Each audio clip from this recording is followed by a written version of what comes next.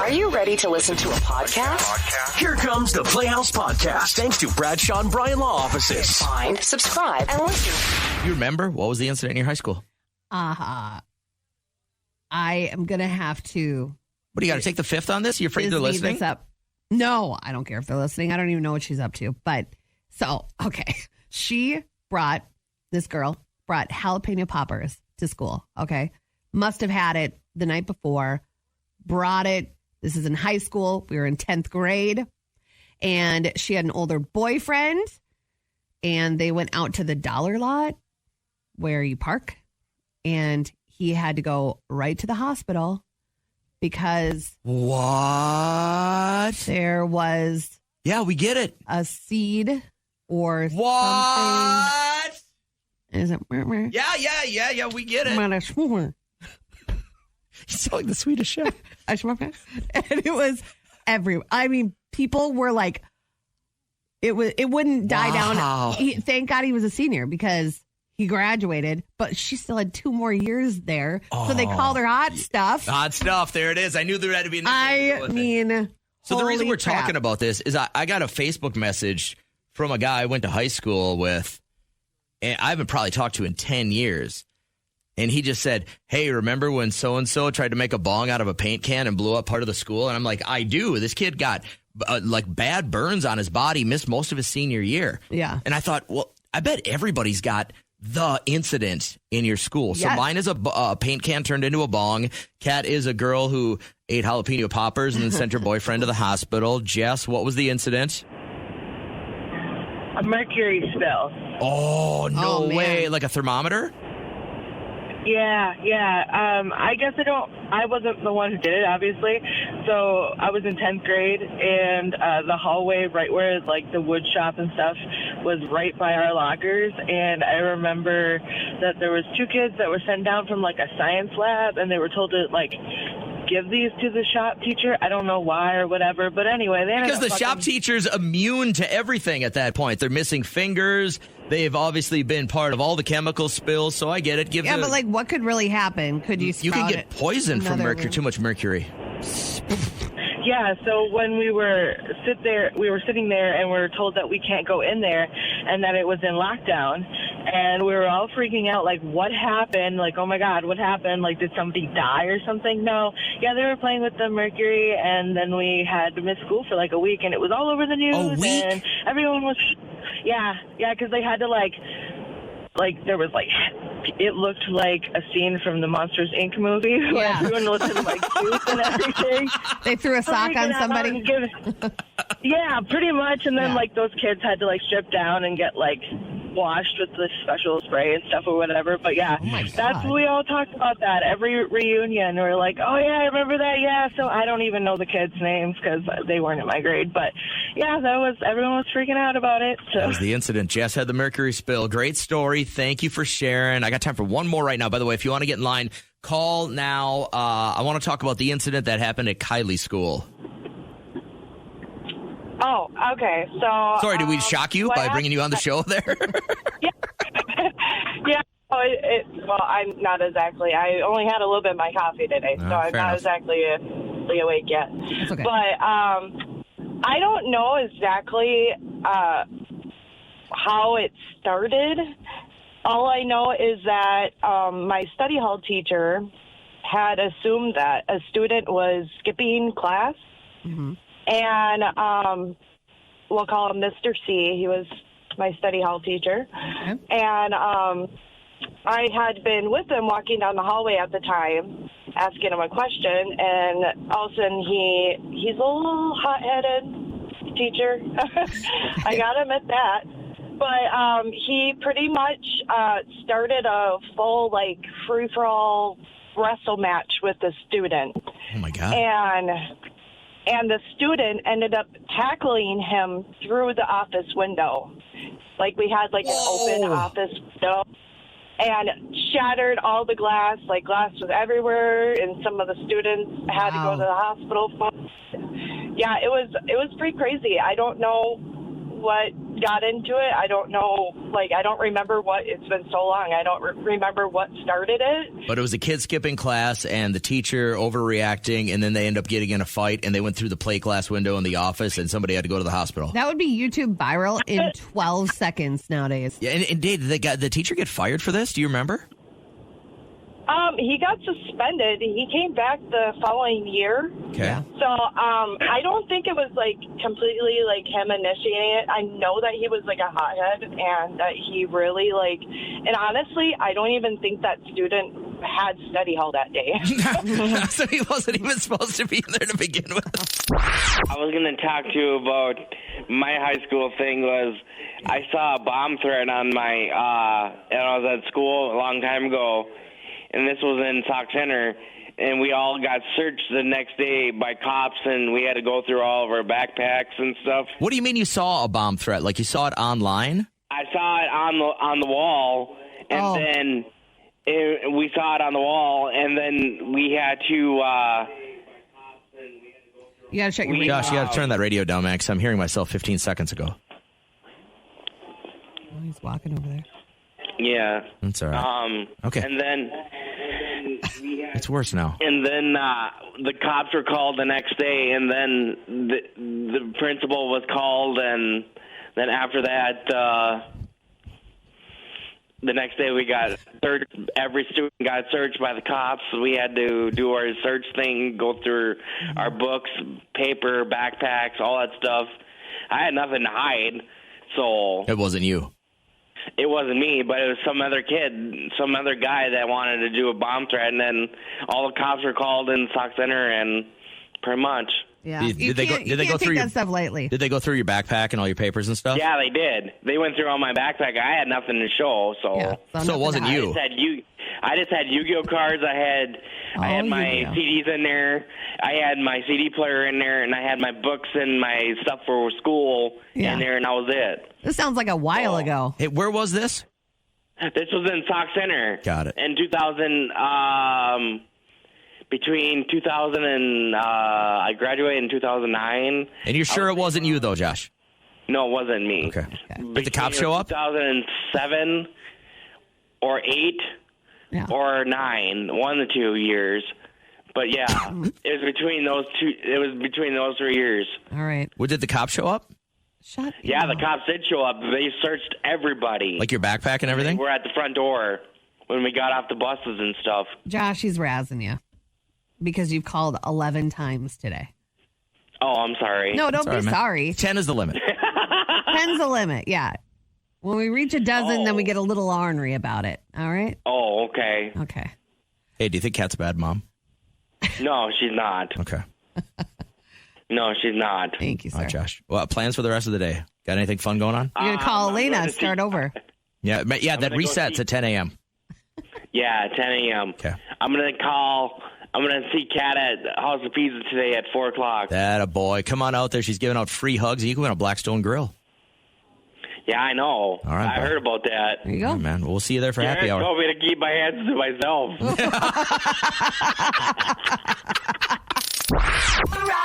All right, so if you've ever done Taylor Swift wrong, odds are pretty good that you're going to make it on an album. She has a new one out, Midnights, and how does she come up with her inspiration? First thing that kept me up at night that helped inspire the Midnights album is self-loathing. The second thing that kept me up at night, fantasizing about revenge. Whoa. Okay, well, whatever you got to do to write killer songs, and there you go.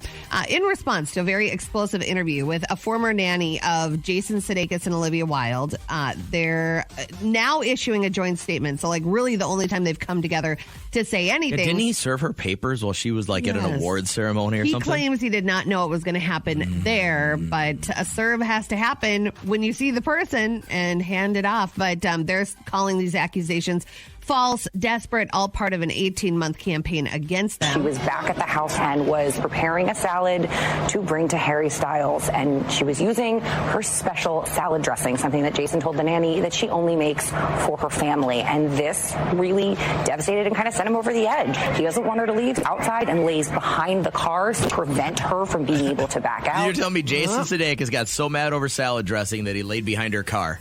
Do we really know people? We don't know people. I don't know if I'm believing that. We all know that comedians, It's always a little bit dark, right? But, I mean, this guy's... I mean, you're going to go lay in front of her car? We don't know. We don't know. And we don't know how much this nanny is getting paid, if anything. That's the thing. If she's not getting any money, I believe her. If she's getting paid, I don't. But I have actually a former nanny of Courtney Cox and Julia Roberts that has her response to the nanny going public coming up with the next paparazzi. All right, so on this week's Red Table Talk with Jada Pinkett Smith and her crew, she has actress and singer Jana Kramer, who sadly was with this turd that used to play for the NFL, Mike Kossin, and he cheated so much. You found out he cheated with about 13 women? More. Wow. Got it. That has to be really painful. I know we're both in better situations. Yeah. But I think about this year. My kids won't wake up in my house Christmas Day. Oh, my God. That one's going to hurt.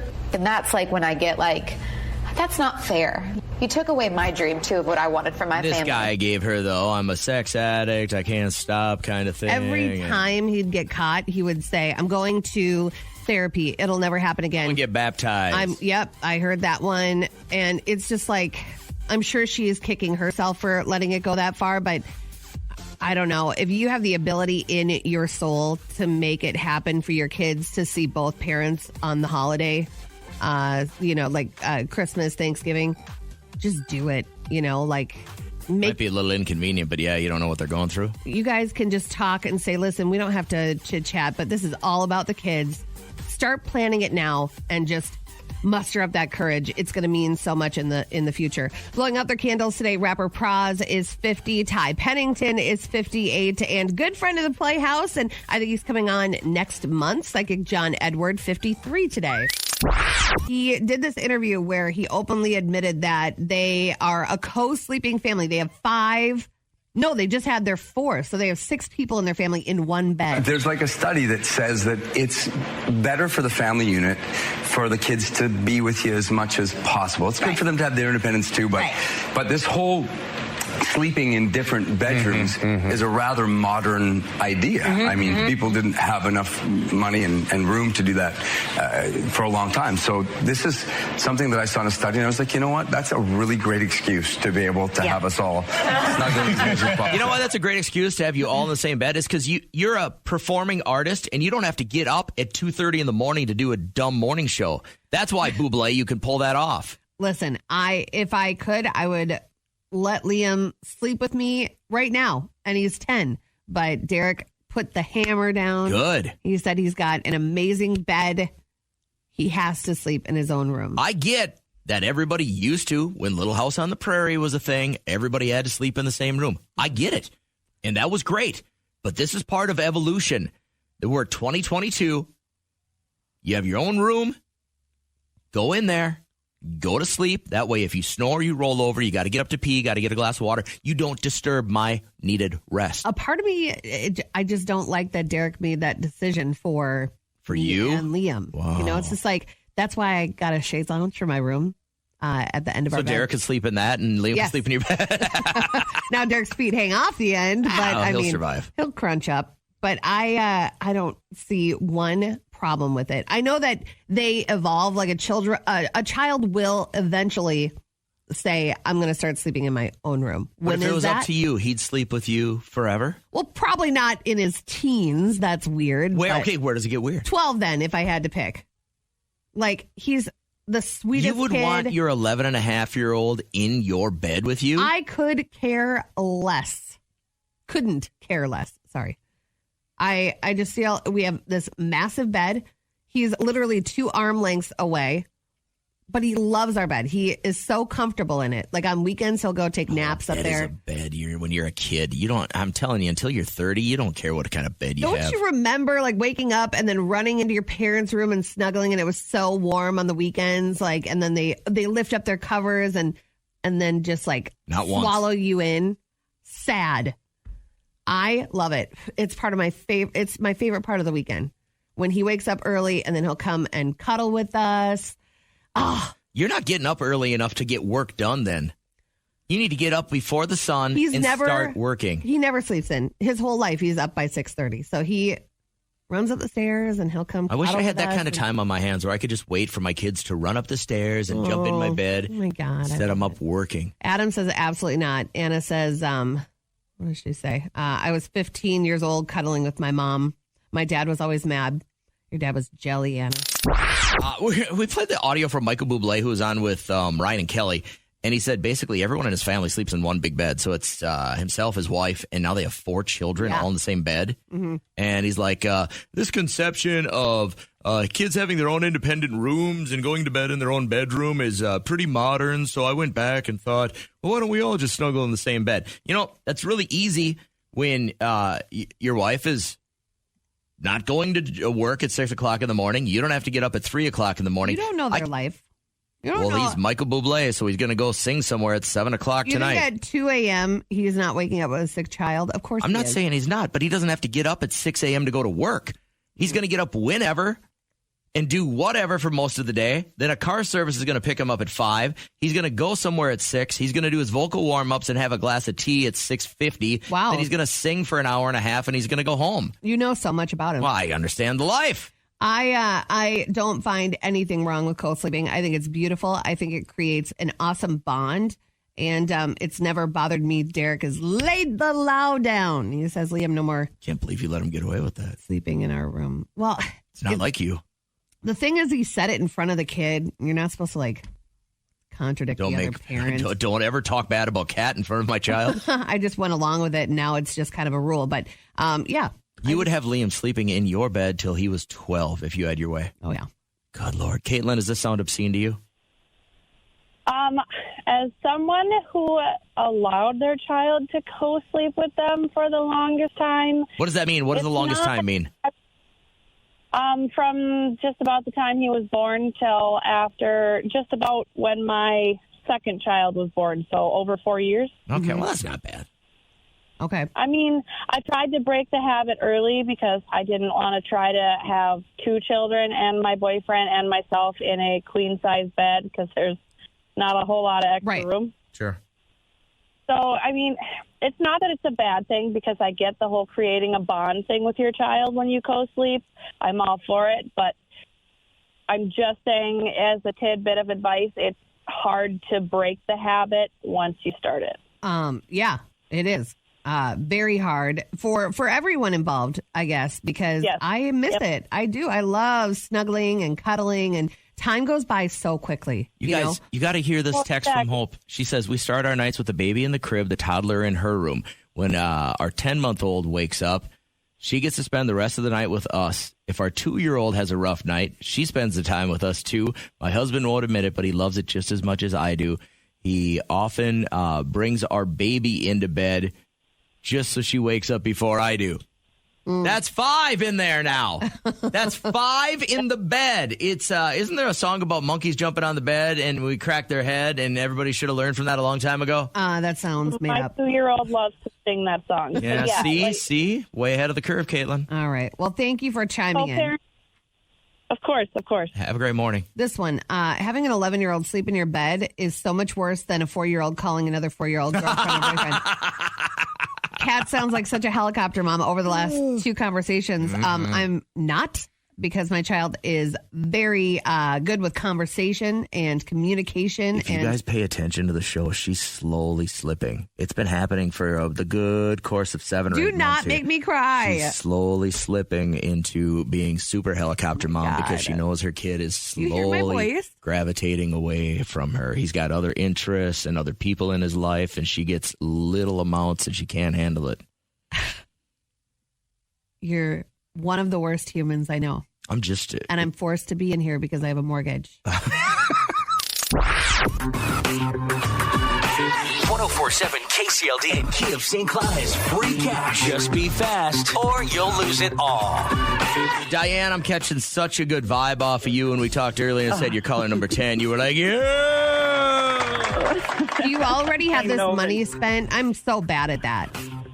Like, I'll spend it. Oh, I think I do. Give me one thing you're going to spend it on. I need a kitchen redo. Okay, so you're talking appliances, countertops, everything, cabinets, everything? Cabinets is what I really need. This would make a dent.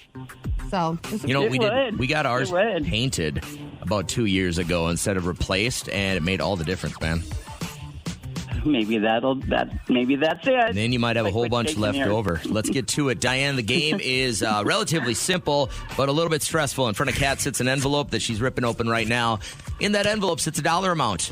It is somewhere between $1,000 and $5,000. Thanks to our friends at Key of St. Cloud. If you can tell us what that number is before the clock hits 0, you get to keep it all. Again, somewhere between $1,000 and $5,000. You'll have 15 seconds, and once the clock starts, Kat will guide you with your next guess being higher or lower. Any questions before we get started? Nope, I'm ready. All right, everybody concentrate on Diane in a new kitchen as she gives us her first guess, and we start the clock. Good luck from Key of St. Cloud and KCLD, Diane. Thanks. 4,800. Higher. 4,900. Lower. 4,850. Higher. 60. Higher. 70. Higher. 80. Lower. 78, 79, 70. Did she get it? Did she get it? What is it? 4878. We got a winner! 4878. You got it! Oh my God! You won! How did you know to start there? That's amazing! Oh, my heart is going so fast. Oh my God. You willed it out there. You said, I need my kitchen done. 4878. You won that amount. I love this! Yes! I am so excited for you. I gotta catch my breath.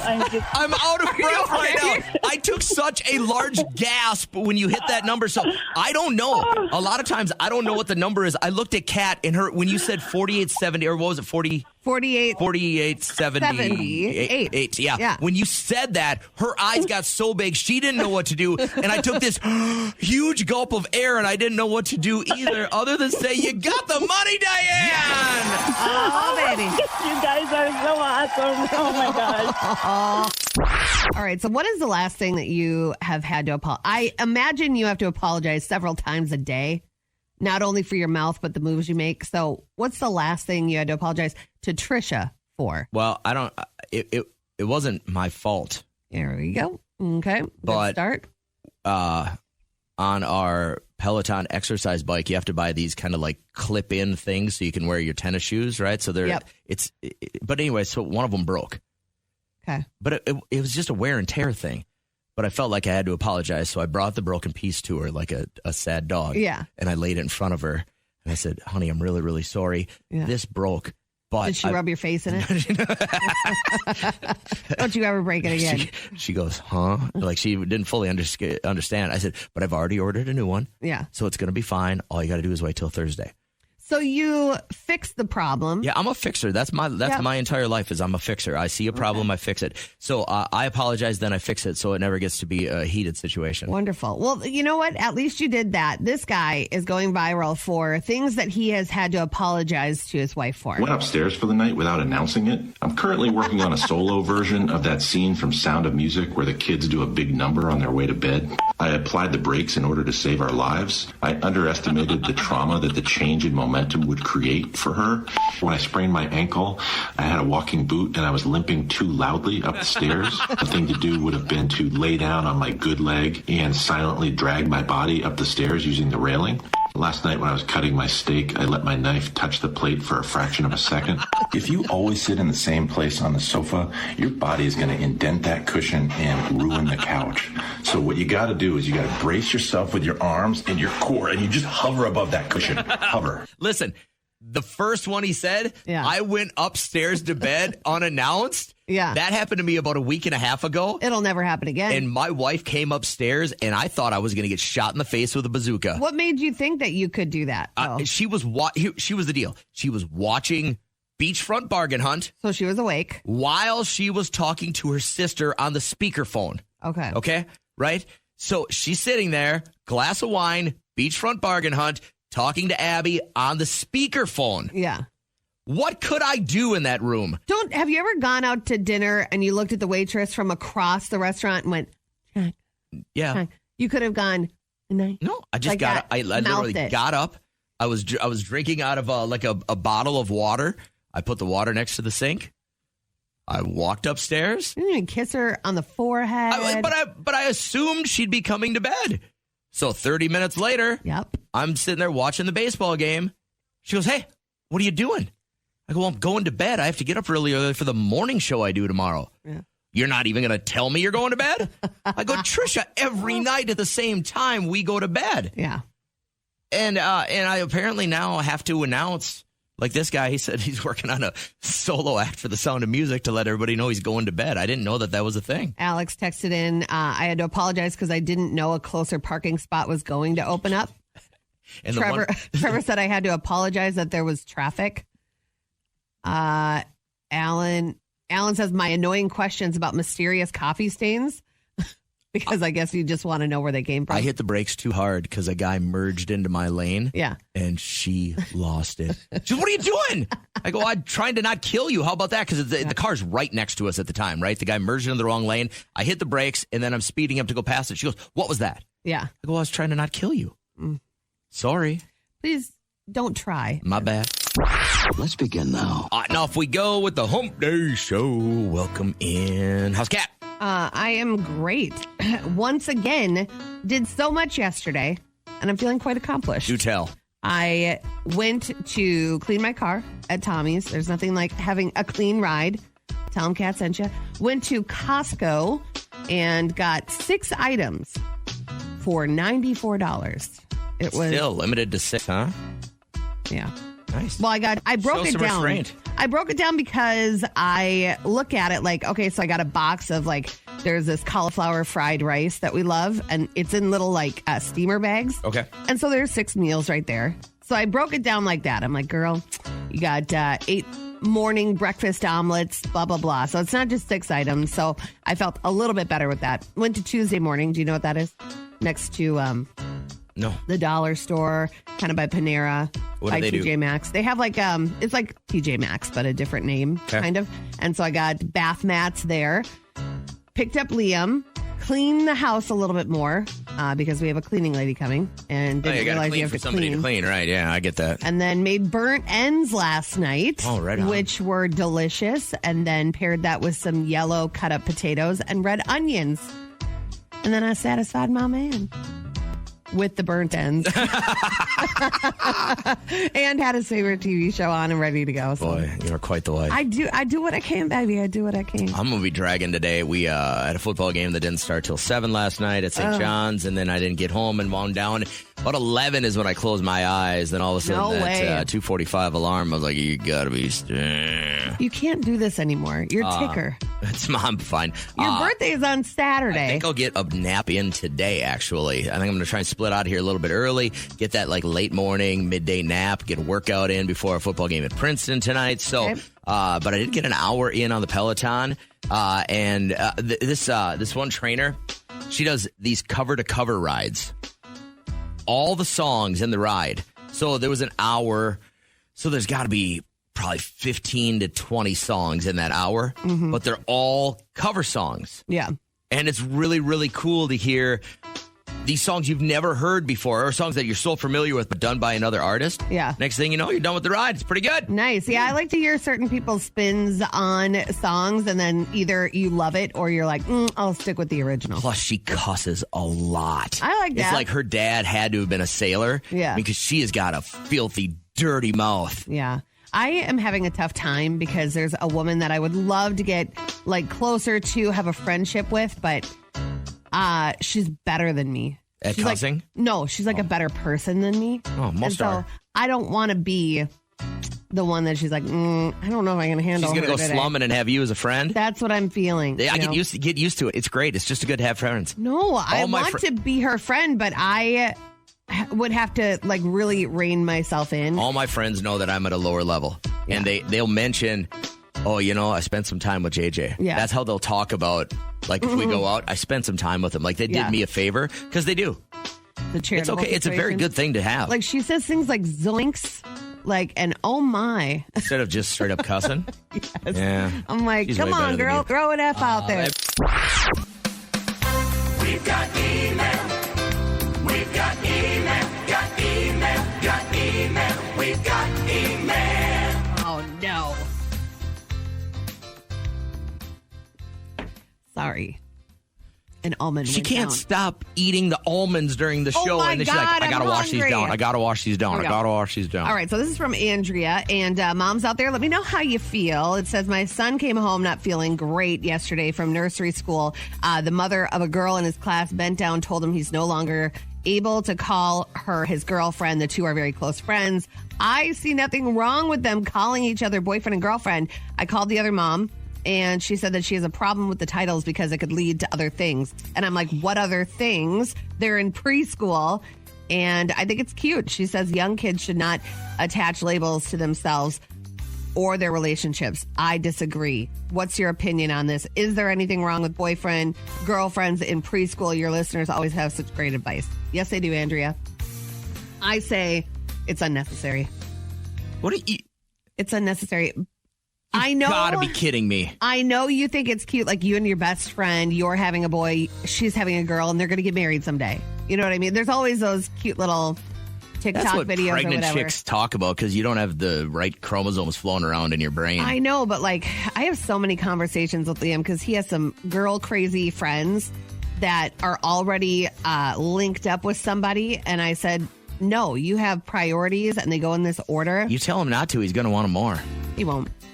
He won't. But you know what? The last couple of girls that he's been interested in are pretty fly. Like if he were to end up with these girls, they're like hardcore into sports and like just not drama, you know? And I enjoy that. I guarantee they're drama. You're just not seeing it yet. No, I know their moms. I know them. Like I watch them. I watch their mannerisms. They're not hanging by the boys. Every single girl is drama. But I told Liam, you cannot have a girlfriend until after middle school. You forbid him to have a girlfriend till he's how old now? After middle school. How old will that be? Well, he'll be what? What are you in 9th grade? You're 13? What? You're a Hitler Youth. Your son is 15. He has a girlfriend. He Yeah. has not had a girlfriend before then. Sure he did. Who? You've never mentioned it. Well, because they're little kid girlfriends. They're not anything serious. They're not going out. Listen. They see each other in school. If you tell him he can't have a girlfriend till he's 15, you know why I am a great you parent? are such a disturbed human. Because I've done everything. All right? We know. Everything except for one thing. And I'm never doing that. And we all know what that is. But I know. You know, that's why I always say, don't lie to me. You know, you're going to get caught. Thank God he's a bad liar. You know, so if I ask, hey, you got a girlfriend? They get he better. does this thing with his face, you know, so it's like instant giveaway. But I just, I don't dig this. I think it's weird. Yeah, this was from Andrea, and we got it a couple of days ago. And I said, let's chat about it. She says her son came home feeling sad because one of the moms at school told him, like bent down in his face, told him that he couldn't call her daughter his girlfriend anymore. So Andrea called this woman and said, you know, where's the problem? She says, I see a problem in the fact that they are already assigning titles to each other. Could lead to other things. Andrea's like, they're 4. They're in preschool. What other things? She thinks it's cute, but she says young kids should not have labels attached to them like that when it comes to relationships at God, 4 you're years making old. problems. Can I just stop for a minute? I don't care if you've got 7 jobs. I don't care if you don't have a job. None of that matters. Just stop making more problems. You're looking for something to be pissed about. Why can't this mom not be okay with something What when it is comes the to her problem? daughter? That's our job. Our job is the only job we have is to make sure that our kids feel comfortable. You're making a problem. When has this ever been a problem? Somebody tell me when a 4-year-old calling the other 4-year-old at daycare a boyfriend or a girlfriend. Tell me when that has ever been a problem. Would I say something if this were me? No, I wouldn't. I wouldn't say anything to this child because that's inappropriate, one, to talk right to a child like that. She should have talked to Andrea, is what I think. You don't talk to kids like that. I just can't believe we're making problems out of something like that. Look at this, Josh on line 3. Hi, Josh. Yeah. Oh, are you in a chainsaw factory? No, not really. All right. What do you think about this? Okay. Oh. I think that if kids are supposed to talk about boyfriend and girlfriend that age, I think you should just let them. But I don't know. I can't remember how young I was, and I didn't have a girlfriend when I was younger. What? But when I had a girlfriend when I was in Little Falls, I had to dump her because I had to move to another town. How'd you feel like that? How'd she react to that? Did she cry? I think she did cry after that. That's sad. And then when you moved to another town, though, you found some more honeys? Well, yeah, kind of. And they kind of didn't like me after a while. And then after that, I was by myself. Is there a common theme to what all these girls say to you, like that bothers them? And are you planning on working on it? I don't talk to them anymore. So Right. Hey, Josh, there's about almost 4 billion women on this planet. Go get one that loves you for you. She's out there. I know. Yeah. Yeah. What do you think is your finest quality that if, like, let's say Kat was unattached right now, she would want to date you because of why?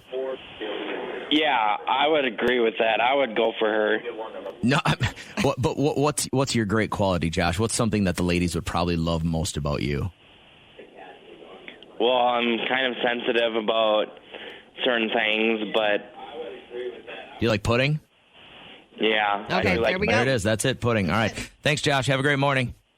Yep. Take care. Appreciate you being here. Mitzi, tough to follow that one up with, but what are your thoughts on the 4-year-old dating here? They're at least the boyfriend-girlfriend stuff. My kids are not allowed to speak to the other sex until they're 16. So if that answers the question for you. Did you say speak to them, period? Like you can't have a conversation or you can't talk to them like that? You can't talk to them at all. Like, you can keep it cordial, say hello, but, like, I don't want them even flirting or really talking to the other sex until they're 16. I don't think it's appropriate. When did you start talking to speechless. the opposite sex? Yeah, when did you? Because is this something that you've learned the hard way? Did something happen? No, my parents did the same thing, and I hated it when I was a kid, but looking back now, I'm like, I totally understand why they said that. So I decided to do the same thing with my kids. So they can have conversations. They just can't even cross the line of like, oh, yeah, I love your sweater today. They got to shut it down right away. Yes. I think you guys are looking to make problems. Jeanette, I got time for one more call, and I'd love to hear your thoughts on this. Yeah, so I don't think that you should talk to a child directly. However, so I have a son, and he's only 9 months right now, but I work with a lot of children that are not necessarily in safe homes. And so when usually people think, it's not a big deal to call your little friend, your girlfriend or your boyfriend, we're assuming that all children come from safe, loving homes like the way we would raise our children, correct? Mm-hmm. But we don't know what happens in each family's home. And so what their idea of boyfriend-girlfriend means, this is if you have like play dates and you have other children that you're inviting into your home and their families and you know them, then I don't really see an issue with it. But if you don't really know that child's family, you don't know what's going on, their idea of what boyfriend-girlfriend means, and if you let them go over to their home, I guess I would play it kind of by like knowing the family, because if the child that is calling your daughter or your son boyfriend, girlfriend is in an abusive home or somewhere where they're not safe, and they have an idea of what a girlfriend or boyfriend implies, you don't know what could happen. And I think that's probably reading into a lot of it. We're trying to, like, this seems pretty surface and light of a situation. I don't know if I want to go those places, but as a parent, if it's how I want things, I think you have every right to vocalize it.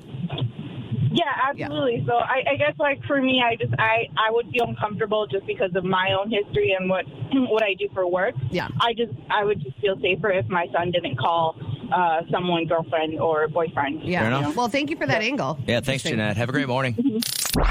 What are you going to give, as far as service, a 5-star review to, Kat? Sometimes it's really rare to give that because there's always room for improvement. But I went to get a specialty coffee the other day, and the drive-thru was so long, so I decided to park and go in. And she was helping me out, and she winked at me as I walked up to the register. She winked at you. Like, hey, how's it going? Like, I don't know what it was. It wasn't like sexual or anything like that. It was cutesy. And then I said, I'll take this. And then she's, ooh, good choice. I love oat milk. Like, not annoying conversation. Nobody loves oat milk. I love oat milk. That's a lie. I don't drink regular milk. So you're so bougie. I no, I just don't like gut bloat. But then she winked at me after I ordered, and then she was like, Cat, Trenta cold brew, 2 pumps of vanilla, and then set it down, and she goes, have a great day, like that, and winked at me again, 3 winks. And I liked it. I didn't mind it. I was like, winks are just dying out, you know? What if I did this to you all morning? I think you're nuts.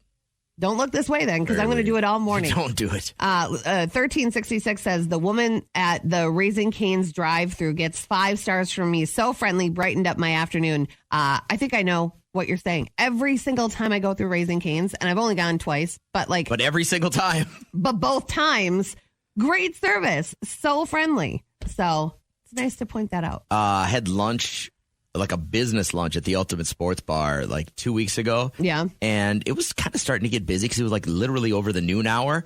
And our waitress was the best. Like she was there. She was bang, bang, bang, water, more water, more water. But here's what got me.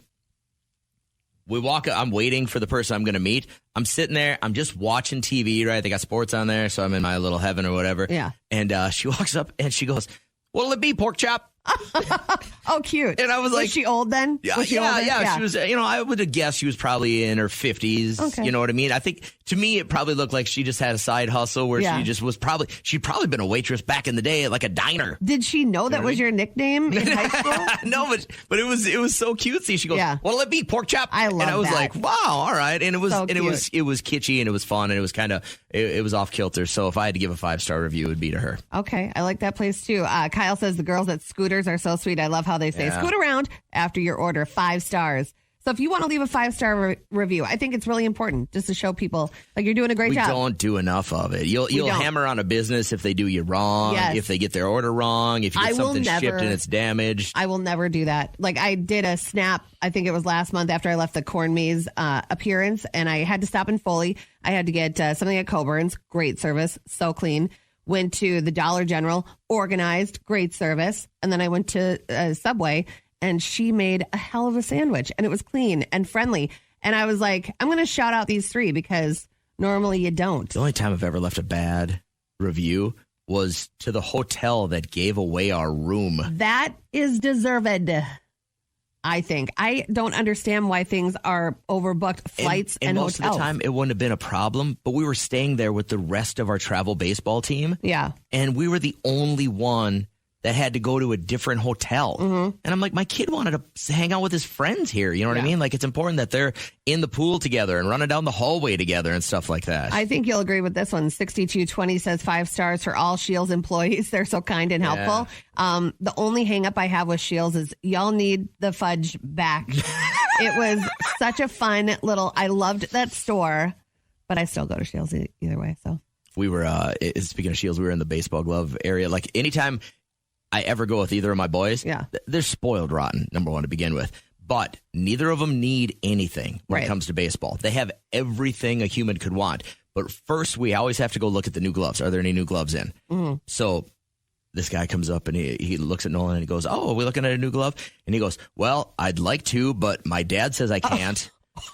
And I look at him like I go, he didn't have lunch or we dinner. just broke in 2 A2000s last year. And he looked at me and he goes, you obviously know what you're doing. Have a great day. Like he wanted nothing to do with the fight that was about to occur between my son and myself. Your So I'm kid. like, all right, I got you, man. So where are you leaving that 5-star review? I put on our Snapchat, choose who you would want to be your naked and afraid partner, Kat or JJ, okay? Well, it's got to be me. Yeah, I'm a survivalist. You had a lot of guys say that they would want to go with you. Yeah. Blake being one of them, saying because there would be no competition downstairs. Oh, well, he's heard. Saying you'd be the loser. Oh, no, competition. Blake. No. Okay. No, All right. Blake. Blake Christ. wants to be naked with you. And he thinks that we are the best morning show in the area. Ain't that the truth, Blake? Blake, you're hard of hearing and hard of sight at one point. But yeah, I would be a survivalist. Okay. I would so much. Listen, if it was you and I on a desert island on Naked and Afraid, you'd die so fast. Alyssa might survive longer with JJ, but would die laughing, having a good time with Kat YOLO, fair. LOL. That's fair because I go to work. Here's what would happen is we'd get there and you'd go, oh, I'm going to sit here and get some rays while I would work on the shelter and killing things to eat and boiling water and starting fire. And then you'd go, oh, hey, if we set up this bamboo in a certain way, maybe we could catch an episode of the Kardashians. The thing is, I couldn't have more better ideas when I watched that show of how to survive in those situations. The one thing that gets me, though, is why nobody brings a bug net. Like, that's what gets you. That is what will have you tap out if you are riddled with bug bites. I've seen episodes where they have and they didn't work. They brought a net and it didn't work. Then they didn't erect it correctly. That's, oh no. Bail. The Playhouse Podcast is made possible thanks to Bradshaw and Bryan Law Offices. Catch the live show weekdays from 5:30 to 9 on 104.7 KCLD. Now, share this with a friend.